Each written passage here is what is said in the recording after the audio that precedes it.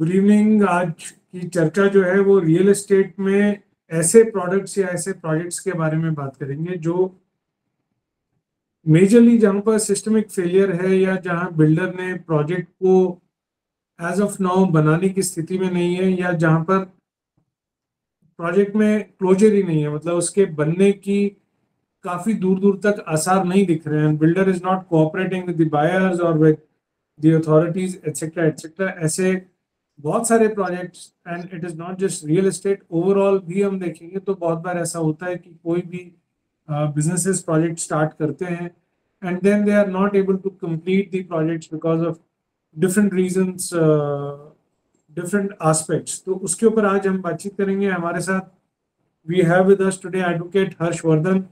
Advocate Vardhan is a practicing advocate in the Delhi High Court and specializes in these kind of matters. So we have invited him today to share with us his insights about as to how buyers or a group of buyers may be able to find some solutions when they are confronted with these kind of challenges. So welcome to today's talk, Advocate Vardhan. Thank you, sir. I'm very happy to be here. शुरुआत करते हैं। आप को जैसे कि मैंने एक थोड़ा सा बैकग्राउंड भी दिया है for discussing the kind the discussions which we want to do today. तो मेरा उसमें आपसे स्टार्टिंग पहला जो एक सवाल है कि आप एक ब्रॉड स्ट्रैटेजी में वापस से आपको थोड़ा सा बताने की कोशिश करता हूँ। मान लीजिए एक प्रोजेक्ट है जिसमें 5 साल में कंप्लीशन होना था, बायर्स ने काफी सारा पैसा दिया, सब कुछ शुरू में डॉक्यूमेंट्स भी सही थे, बिल्डर ने रेरा अप्रूवल्स अपनी तरफ से, जब बायर्स ने पैसा लगाया तो चीजें लगभग ठीक लगती थी। 5 साल का प्रोजेक्ट था, 3 साल हुए और अचानक से, और आई वुड नॉट इवन से अचानक से, बायर्स को जब तक पता लगा तब तक builder is kind of not in a position to complete the project for either malfeasance or I mean, to a large degree there are issues in terms of not just management by the builder but also Right. malpractices which have led to these kind of situations. Right. So what would be a very broad strategy for buyers to seek justice, and or rather to say to seek resolution and justice in that order? So, see, any real estate dispute, especially the ones where a project that which is stuck is involved. ऐसे projects में जो home buyers होते हैं, they have multiple options before them, multiple legal remedies.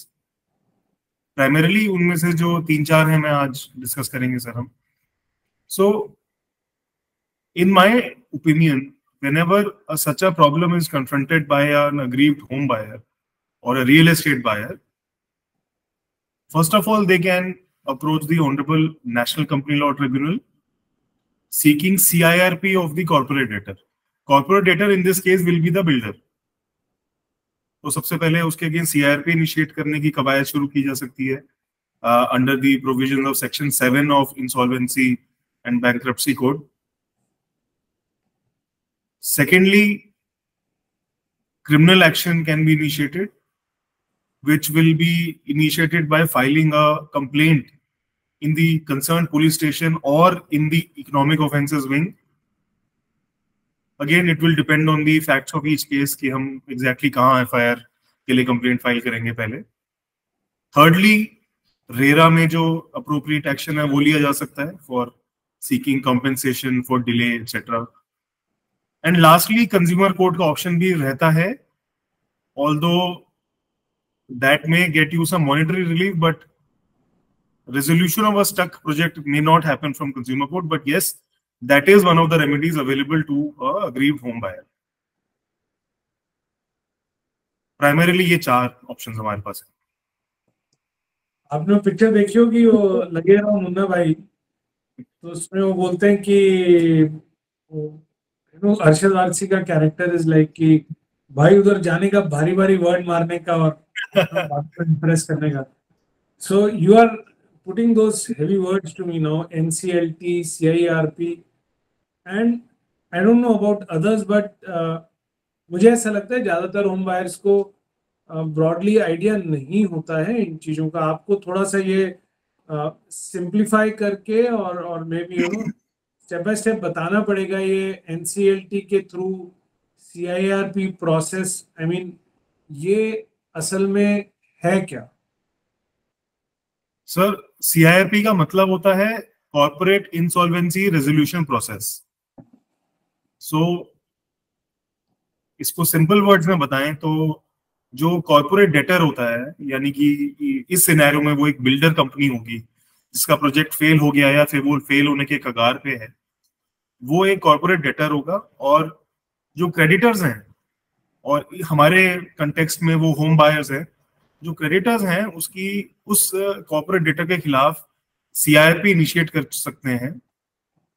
In this scenario एक बहुत ही essential condition ये होगी कि या तो 100 होम बायर्स या फिर 10% of the total strength of home buyers of that project must approach the honourable NCLT. तो फॉर एग्जांपल, अगर 1000 फ्लैट्स का या 1000 यूनिट्स का प्रोजेक्ट है, या तो उसमें कम से कम 100 लोग जाने पड़ेंगे।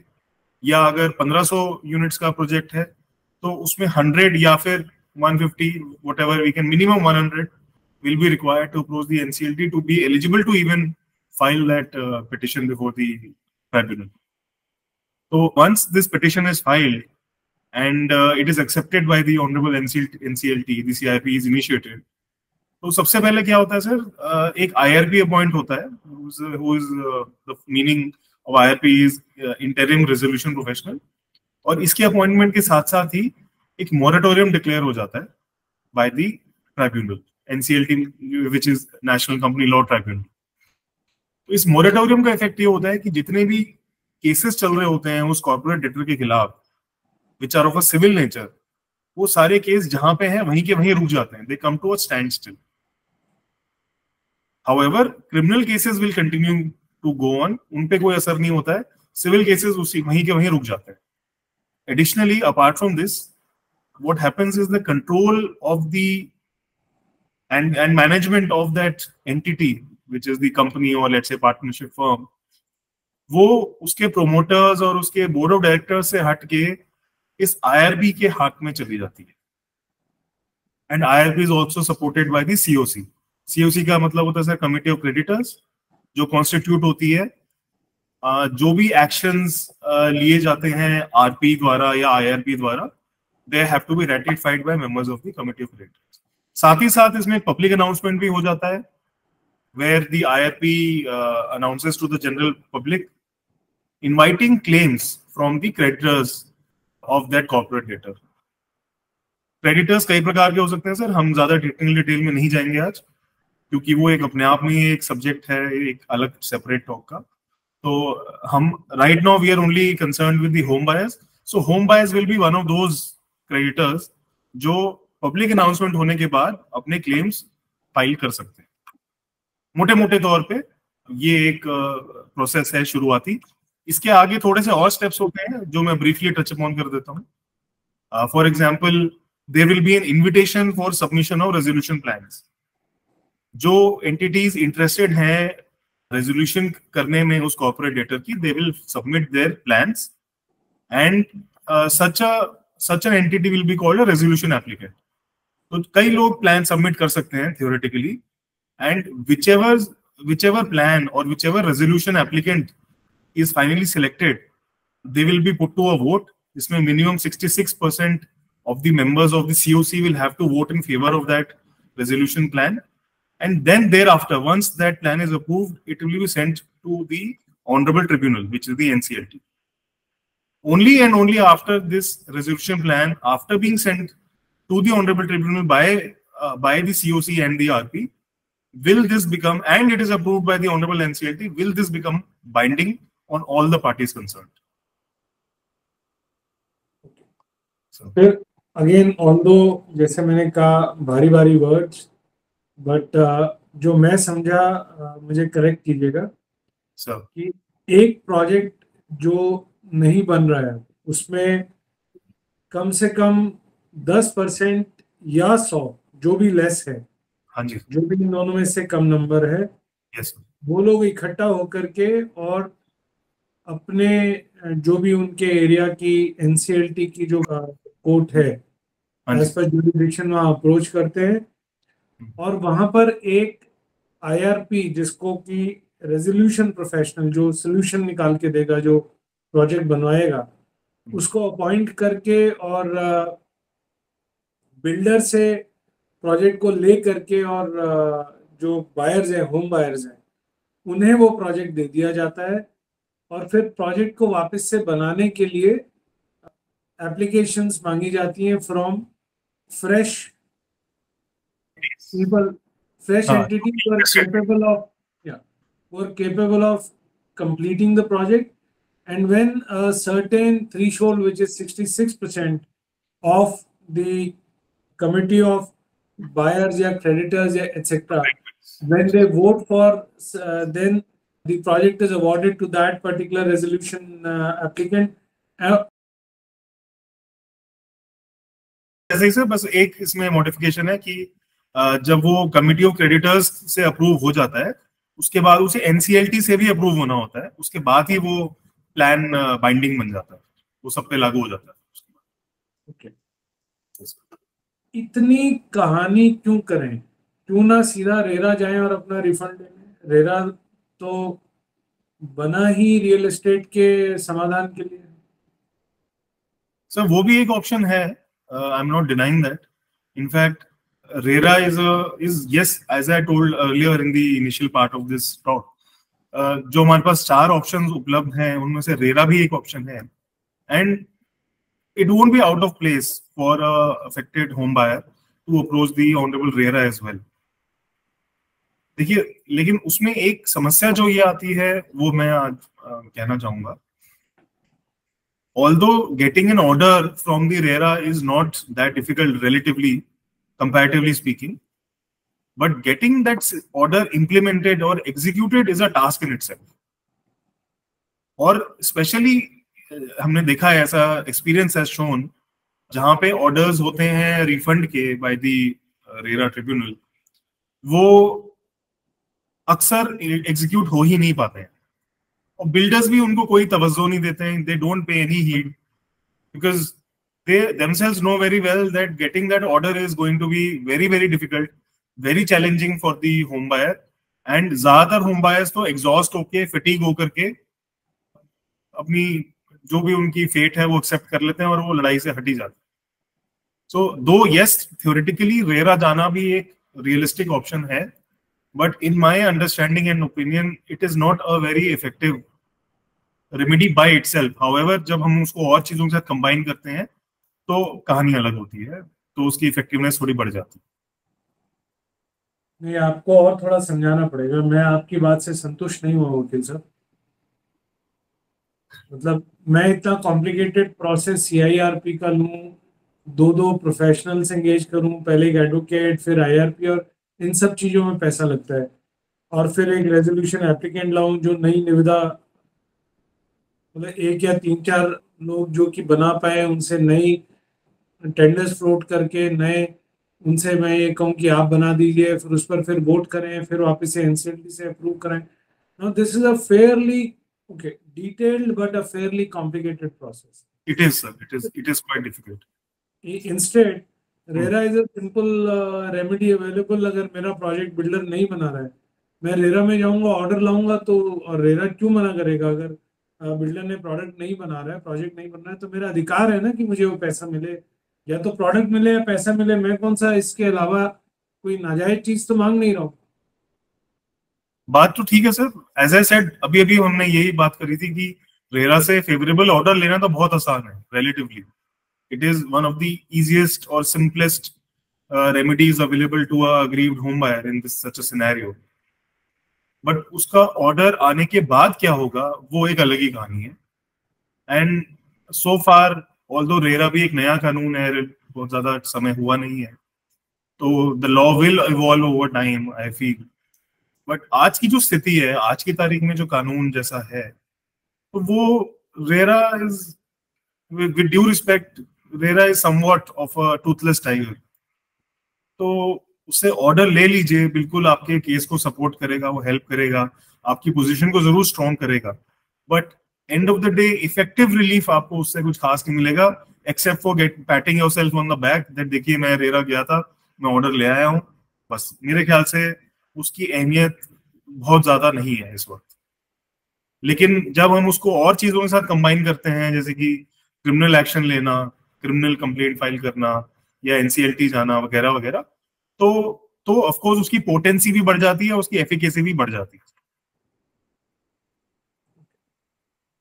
मेरी अंडरस्टैंडिंग को आप करेक्ट कीजिएगा यहाँ पर। जो मुझे आपकी बातचीत से समझ आया वो ये है कि रेरा जो है वो ऑर्डर तो दे देगा, बट उस ऑर्डर की पूर्ति नहीं होगी।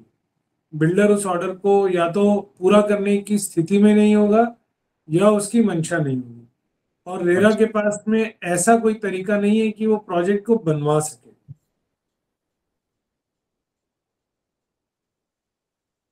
ऐसे ही कुछ समझ सकते हैं सर कि उसकी on the other hand, efficacy is very less. It's on the not that that option is not there. We have that option, but the effectiveness of that remedy is lacking somewhat.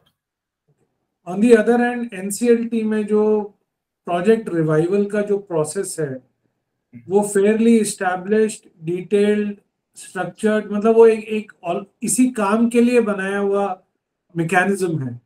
तो Yes, वहां से project का resolution होने की opportunity ज्यादा बनती है। exactly. Yes. तो आप ये कह रहे हैं कि एनसीएलटी से प्रोजेक्ट को रिजॉल्व करके बनाया जाए, साथ में रेरा को लिया जाए, ताकि वो जो रिक्वायर्ड और जो साथ के रिक्वायर्ड रेमेडीज हैं वो रेरा से ली जाएं, तो हम्म, रेरा की एफिकेसी एनसीएलटी के साथ कंबाइन करके ज्यादा हो जाएगी। जी हाँ, मेरा ऐसा ही मानना है कि इनको कंबाइन करने से रेमेडीज को उनकी एफिकेसी बढ़ जाती है। और जैसा कि आपने ही कहा सर कि एनसीएलटी के जो प्रैक्टिस एंड प्रोसीजर्स हैं, उनके जो जो लॉ अब तक सेटल हो चुका है और आगे भी होगा सेटल, वो रेरा से कहीं आगे है, उसकी एफिशिएंसी और एफिकेसी कहीं ज्यादा है। और रेरा बना ही एक सिख कंपनी को रिजॉल्व करने के लिए है। उसका जो the very purpose of enacting IBC, that is the insolvency and bankruptcy code. You mean और NCLT, you mean NCLT. Yes, in NCLT, हाँ, एनसीएलटी में जो ऑपरेटिव लॉ होता है वो आईबीसी होता है ना सर, आईबीसी नहीं, आपने 2016। रेरा बोल दिया था इसलिए मैंने आपको इंटरप्ट आई किया। Stand corrected. हाँ, सो आईबीसी का पर्पस ही था revival of sick industries and sick companies. So वो टेलर मेड है एक ऐसे किसी चीज के लिए जहां पे प्रोजेक्ट फेल हो गया है, या फेल होने के कगार पे है, या फिर जो उसके प्रोमोटर्स हैं वो अपनी ऑब्लिगेशंस पूरी नहीं कर पा रहे हैं। तो उसका जो मैकेनिज्म है that is much more effective, and so far it has been tested, time tested है सर, काफी इफेक्टिव है। तो रेरा के साथ कंबाइन करें अगर एनसीएलटी के प्रोसीडिंग्स, तो फायदा होने के चांसेस ज्यादा हो जाता है। और साधारण करता हूँ, इसका मतलब ये है कि अगर जिस दिन हार्ट अटैक आया उस दिन सिर्फ दवाई खाने से काम नहीं चलेगा, सर्जरी करवानी ही पड़ेगी। RERA is more like a medicine and NCLT is the proper surgery. So you get the surgery done and also take a medicine along so that you are able to better manage after the surgery. Yes, sir, that can be said. Yes, And that's a it's good just an example. analogy. Just an analogy. आपने बीच में शुरू में भी बोला, फिर से भी आपने एक उठाया मुद्दा क्रिमिनल एक्शन का। Would that not be a fruitless pursuit? मतलब क्या पुलिस के पास में कैपेसिटी है पैसा रिकवर करवाने की?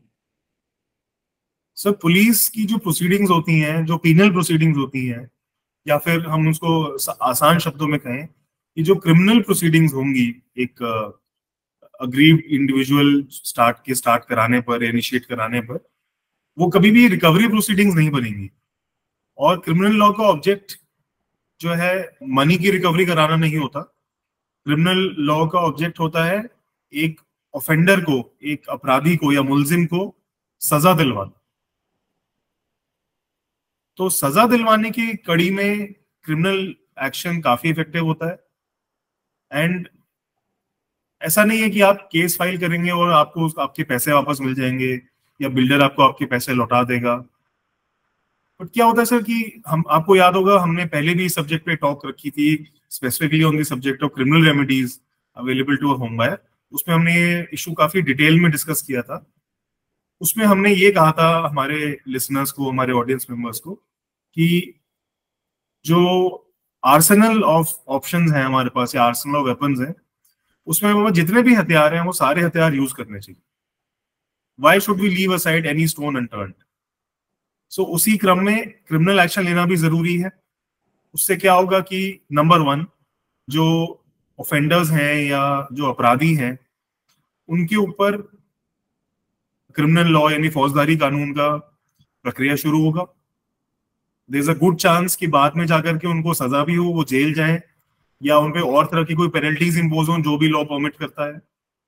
सेकेंडली, जो ऐसा देखा गया है, this is borne out of experience, that कुछ बायर्स के लिए इसमें और कुछ प्रोजेक्ट्स में क्या होगा कि खासतौर पे ऐसे प्रोजेक्ट्स में जो कंप्लीशन के नजदीक हैं या बहुत ज्यादा उसमें कुछ पोर्शन कंप्लीट हो चुका है, कुछ पोर्शन नहीं हुआ है, specially in such projects, although सभी में लागू है बात, but especially in such type of project, what will happen is that the builder and his associates will be more inclined to enter into a dialogue with the complainants, with the home buyers, and the chances of an early resolution will go up substantially. So it is quite possible that once an FIR is registered and criminal law is set into process, the builder or his representatives or his associates will get in touch with that person or those persons and offer them a way out. हो सकता है वो settlement के लिए आपको जो पेशकश करें वो ना हो जो आप चाहते हैं, बट कुछ ना कुछ नेगोशिएशन की पेशकश जरूर होगी। एंड ये सब कुछ काफी वेरिएबल फैक्टर्स पे डिपेंड करता है कि वो सेटलमेंट के लिए आगे आएंगे कि नहीं आएंगे, आएंगे तो क्या टर्म्स ऑफर करेंगे। But as I said, in my experience and in others also experience also, filing a criminal case can have really good results for the home buyers. अब मैं आपसे एक थोड़ा सा सवाल पूछता हूँ जो मेरे को बहुत बार बायर्स ने पूछा, जो मुझे भी महसूस होता है, जो एट टाइम्स बहुत सारे केसेस में आप देखेंगे प्रोजेक्ट्स में that authorities have given the approvals, authorities have given RERA certificate, authority or rather to say RERA registration, license, सब कुछ अथॉरिटी देता है। उसके बाद जब बिल्डर इस तरह के प्रोजेक्ट्स के अंदर डिफॉल्ट करता है तो क्या ये अथॉरिटी की जिम्मेवारी नहीं बनती है कि वो भी कोई एक्शन ले बिल्डर्स के against, so that the adherence to the license and RERA registration etc is ensured? So ऐसे में क्या होम बायर्स को ये अधिकार होगा कि वो इन अथॉरिटीज को भी पार्टीज बना सकते हैं लीगल एक्शन में?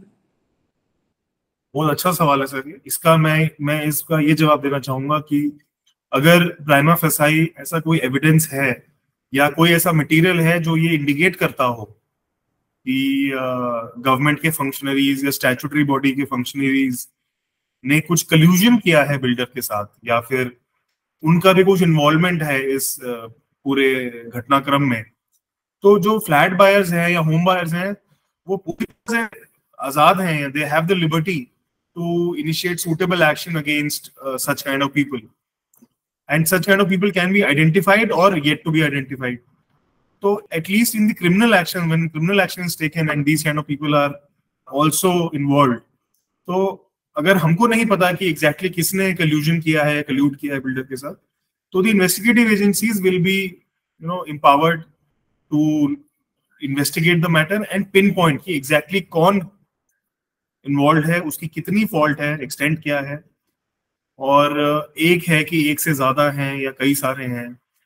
Police will have the powers, police और any other investigative agency can do that for you.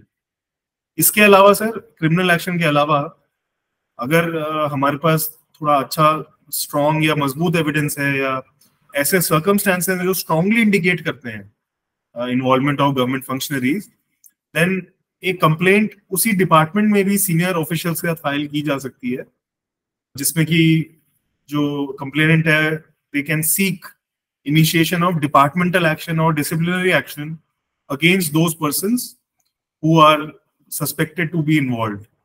However, sir, मेरे ओपिनियन में ये जो सेकंड ऑप्शन है, this may not be a very effective option, but filing a complaint with the police is very, very effective.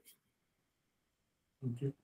Now, Advocate Vardhan, nowadays, काफी media reporting है about the enforcement director arresting some of these builders. क्या home buyers भी ED को approach कर सकते हैं किसी तरह के रिलीफ के लिए? सर, ईडी का रोल जो है वो लिमिटेड होता है इन दिस कॉन्टेक्स्ट, जहां जिसकी हम बात कर रहे हैं अभी, उसमें उनका रोल होता है limited only to investigating and pursuing the offenders who have committed the offense of money laundering.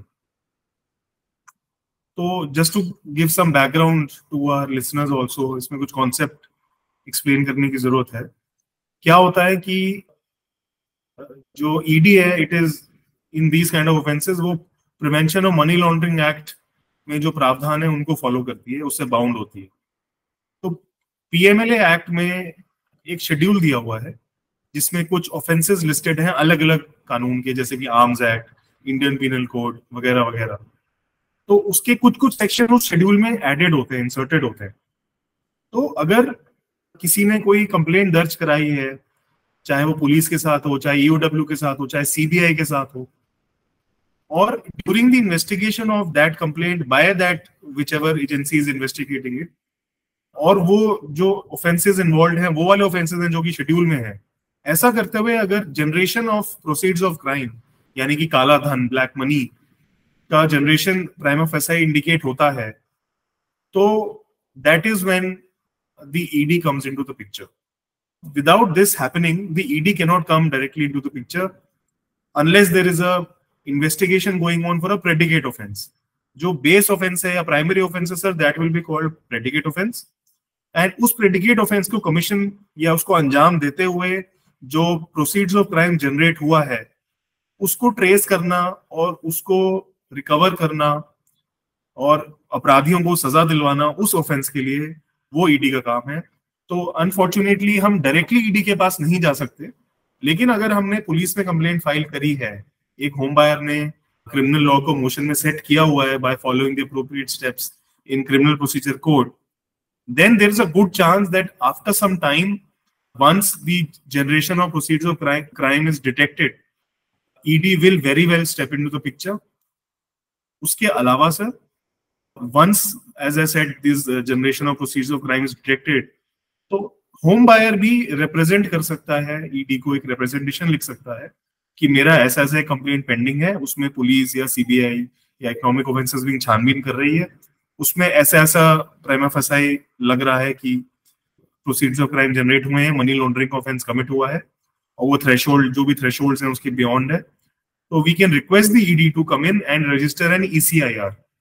ECIR is, the full form is Enforcement Case Information Report, which is somewhat, you can say, loosely similar to a FIR जो police register करती है, but not exactly the same. जब ED ECIR दर्ज कर लेती है तो वो अपनी कार्रवाई आगे शुरू करती है. तो रिप्रेजेंटेशन भेजा जा सकता है, but unfortunately as I said, that can not be the first step, that will only be a subsequent step for home buyer, not the initial और फर्स्ट स्टेप्स. वकील साहब, एक अब मैं आपसे अपना पर्सनल अनुभव शेयर करूंगा. बहुत बार होम बायर्स अप्रोच करते हैं, कोर्ट को अप्रोच करते हैं, एडमिनिस्ट्रेशन को अप्रोच करते हैं, एंड ज्यादातर जो ये अप्रोच है ये डिस्ट्रिक्ट कोर्ट या एनसीएलटी का भी जो होगा वो डिस्ट्रिक्ट कोर्ट के ही, मतलब सेशंस कोर्ट के ज्यूरिसडिक्शन लेवल की अप्रोच रहती है. और ऐसे में या तो निर्णय आते नहीं है या वो प्रोसीडिंग्स बहुत स्लो चलती है. So is there a scope for approaching the higher judiciary, the honourable high courts and the honourable supreme courts etcetera for some kind of an intervention, for speeding up the process, for a quicker relief? ऐसा किया जा सकता है sir. NCLT में तो सारी चीजें time bound होती हैं, तो आमतौर पे एनसीएलटी प्रोसीडिंग्स में डिले नहीं होता. डिले होगा भी तो बहुत मामूली सा होगा. वहां पे काफी स्ट्रिक्ट टाइमलाइंस हैं एंड टाइमलाइंस को एक्सीड करना काफी डिफिकल्ट होता है एनसीएलटी में. बट सर, जहां तक क्रिमिनल एक्शन कंसर्न है या फिर रेरा की प्रोसीडिंग कंसर्न है, वहां पे जरूर, specially in the context of criminal action, अगर आपको लगता है, एक अफेक्टेड होम बायर को लगता है कि उसके केस को तवज्जो नहीं मिल रही है या फिर प्रायोरिटी अकॉर्ड नहीं की जा रही है जो प्रायोरिटी मिलनी चाहिए, चाहे वो पुलिस के स्टेज पे हो या फिर once the trial has started or the charge sheet has been filed by the police, तो प्रोसीडिंग्स जो एक फौजदारी के कोर्ट में या क्रिमिनल कोर्ट में चल रही होंगी, अगर तब भी महसूस होता है ऐसा कि it's proceeding at a very very slow pace, और वो जो पेस स्लो पेस है वो इनऑर्डिनेटली स्लो है, तो of course the one can approach the honorable high court under the relevant provisions, which can be in the form of a writ petition or in the form of a petition under section 482 of the CRPC, where the inherent powers of the high court may be invoked, where we, even in cases where we feel the investigation has not taken place properly, one can file a petition under section 482 seeking intervention of the honorable high court. Although उसकी remedies lower courts में भी हैं available, but कई बार sir ऐसा होता है, कुछ exceptional cases में होता है कि there are sometimes reasons where we don't want to go to the magistrates court, we don't want to go to the honorable sessions court, we directly approach the high court. For example sir एक छोटा सा नमूना देना चाहूंगा कि जहाँ पे हम चाहते हैं कि पुलिस उसको इन्वेस्टिगेट ना करे, वो हम चाहते हैं कि सीबीआई इन्वेस्टिगेट करे, तो उसमें भी हम ऑनरेबल हाई कोर्ट को अप्रोच कर सकते हैं।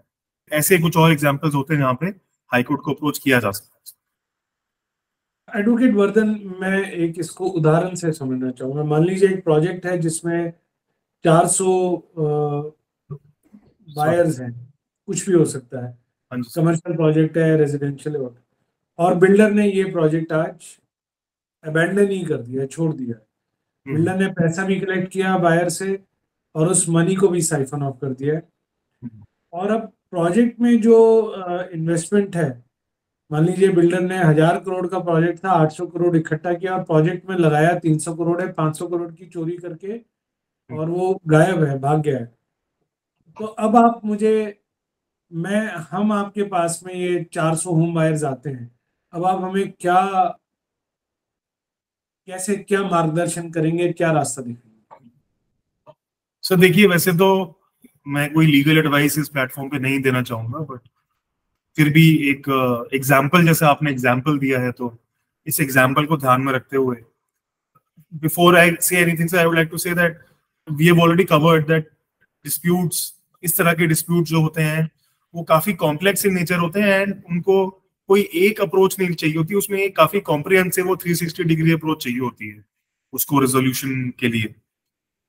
बट लेकिन जैसा कि आपने एग्जांपल दिया सर, ये एक ऐसा प्रोजेक्ट जहां पर जो कि स्टॉल हो गया है और उसमें रिकवरी होने की उम्मीद बहुत कम है या ना के बराबर है अपने आप, तो सर मैं एक सजेस्टेड प्लान ऑफ एक्शन बताना चाहूंगा कि उसमें जो होम बायर्स हैं, सब्जेक्ट टू दैट 10% और 100 पिटिशनर्स की कंडीशन को फुलफिल करें। इसमें 400 लोग थे तो 40 कम से कम 400 लोग थे तो 40 number of home buyers minimum can first of all approach the NCLT seeking initiation of CIRP, which is we have already covered से CIRP क्या होता है, कैसे होता है। साथ ही साथ एंड मैं कह रहा हूँ इसको एंड ऑब्लिक और करके मैं कह रहा हूँ कि साथ ही साथ वो रेरा भी जा सकते हैं या रेरा को स्किप भी किया जा सकता है।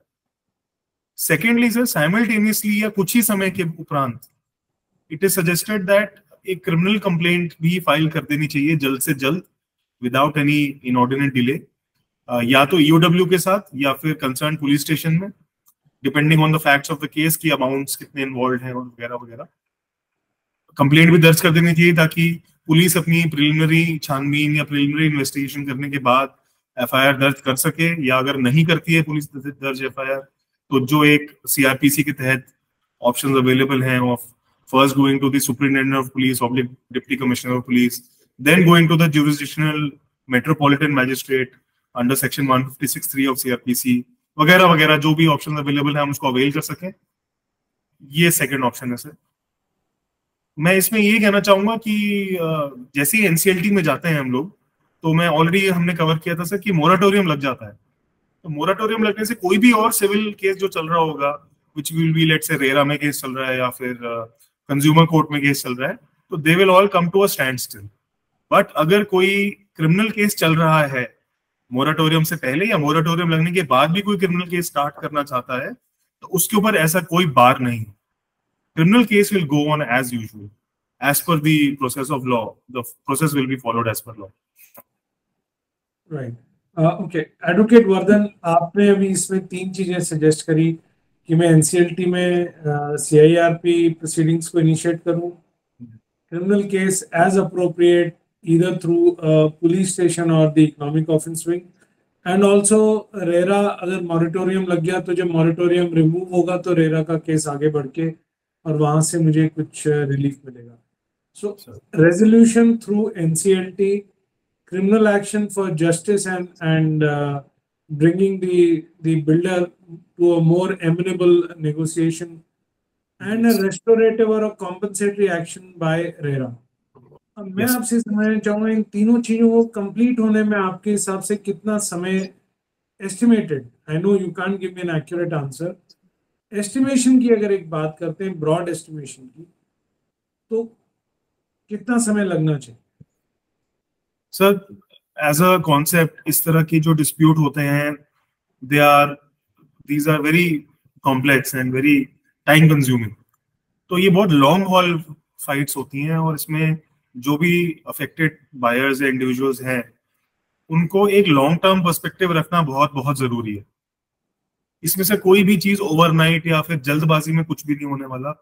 Everything is going to take its own sweet time. And अगर हम पिन पॉइंट तो बिल्कुल भी नहीं कर सकते sir, there is no way to predict exactly how much time it will take. Anyway from 5 to 6, 7, maybe even 8, 9 years, 10 years in certain cases, कुछ भी हो सकता है सर. ऑल्दो एनसीएलटी के प्रोसेस में टाइमलाइंस बहुत स्ट्रिक्ट हैं, बट वो सिर्फ रेजोल्यूशन प्लान की फाइनलाइज होने तक है. उसके बाद रेजोल्यूशन प्लान फाइनलाइज हो भी जाए तो उसका actual on the ground execution और एक होम बायर को पोजेशन डिलीवर होना, वो भी काफी अलग चीज है. वो काफी जमीन आसमान का फर्क है sir. And given the facts of a case, उस पर सब कुछ डिपेंड करेगा कि प्रोजेक्ट की क्या स्टेज थी, क्या हालात थे, क्या पेक्यूलियर फैक्ट्स थे उस केस में जब बिल्डर ने उस प्रोजेक्ट को अबैंडन किया या वो प्रोजेक्ट स्टॉल हुआ. काफी कुछ उस पर निर्भर करेगा. पर as I said sir, anyway from maybe 4-5 years to even 10 years, it is anything can happen. It's very difficult to say कि क्या होगा.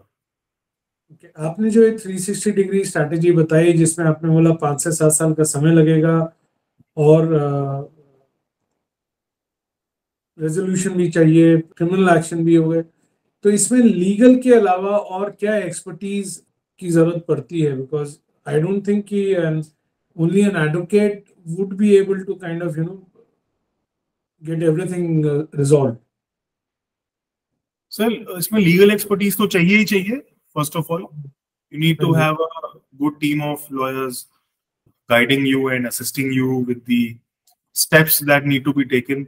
एंड वो स्टेप्स तो चलो किसी को पता चल जाएंगे थोड़ी बहुत रिसर्च करने से, स्टेप्स क्या लेने हैं. बट उसके जो फाइनल पॉइंट्स हैं स्टेप्स के और जो ऑप्शंस हैं एक होम बायर के पास, वो उसके लिए एक अच्छा सीजन्ड लॉयर अवेलेबल हो, seasoned legal professional with his team, वो आपको बेस्ट गाइड कर सकता है. Secondly, once the legal process has been initiated तो उसको फॉलो अप भी करना है, उस पर नजर भी रखनी है. क्योंकि लड़ाई सर एक दिन में तो है नहीं कि एफआईआर दर्ज हो गई और आपकी लड़ाई खत्म. That is not the case. उसके बाद फॉलो अप, पुलिस के साथ जो फॉलो अप एक्शन होगा, कोर्ट्स में जब चार्जशीट दाखिल हो जाएगी तो उसके बाद जो जो स्टेप्स लेने होंगे, बायर्स का इंटरेस्ट प्रोटेक्टेड रहे, उनकी बात भी सुने कोर्ट, उसके लिए लॉयर को काफी प्रोएक्टिव होकर के कदम उठाने होंगे.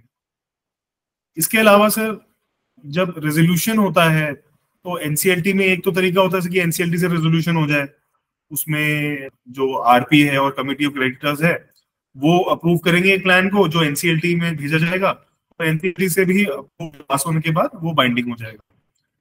उसके बाद भी sir lot of steps are involve in actual completion and delivery of the project to the home buyer.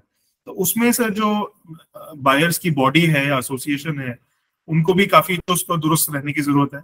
For example, they will keep a tab on happening, what is the stage of construction, क्या material use किया जा रहा है, तो unsold inventory कोई बची है तो उसको कैसे बेच रहे हैं, या अगर वो नहीं बेच रहे हैं तो कोई सीआरएम टीम अपॉइंट हो रही है, कोई external consultant is being appointed for carrying out various functions of like sales, and after sale collection of money etcetera etcetera. तो इसमें काफी एक्सपर्टीज चाहिए होगी sir. Even engineering support will be required, architectural support will be required, and financial and accounting वगैरह वगैरह। इसमें sir काफी it's as you said, yes, lot of people would be necessary for a successful outcome in such cases. तो मतलब builder भाग गया तो buyers को बिल्डर बनना पड़ेगा कायदे से? कुछ कुछ सर, यस, सॉर्ट ऑफ कुछ कुछ फंक्शंस अडॉप्ट करने पड़ेंगे। मेरा आखिरी सवाल है, ये जो लंबी लड़ाई है, मल्टीपल फ्रंट्स पे लड़ाई है, और ये would it not be a very expensive and tedious battle in terms of time and cost, resources? Would you not like to suggest something simpler and more, I mean, simpler and easier solution, less expensive? Sir, I wish there was a simpler or easier solution, but unfortunately ऐसे complex cases के लिए कोई बहुत ही simple या easy solution होते नहीं है आमतौर पे।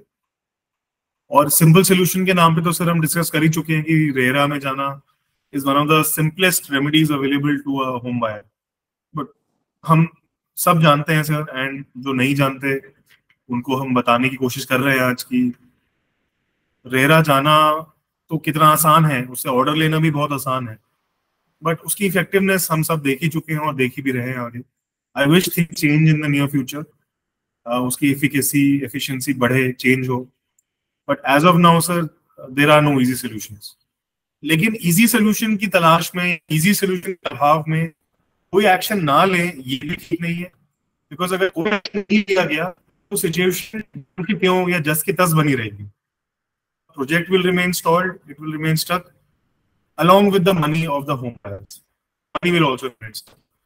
So, solutions are difficult, solutions are complicated. It will take a lot of effort, a lot of time, but solutions, they are nevertheless. So, difficult solutions या difficult actions लेने की क्षमता रखनी बहुत जरूरी है। Alright, so मेरे सवाल हो चुके हैं।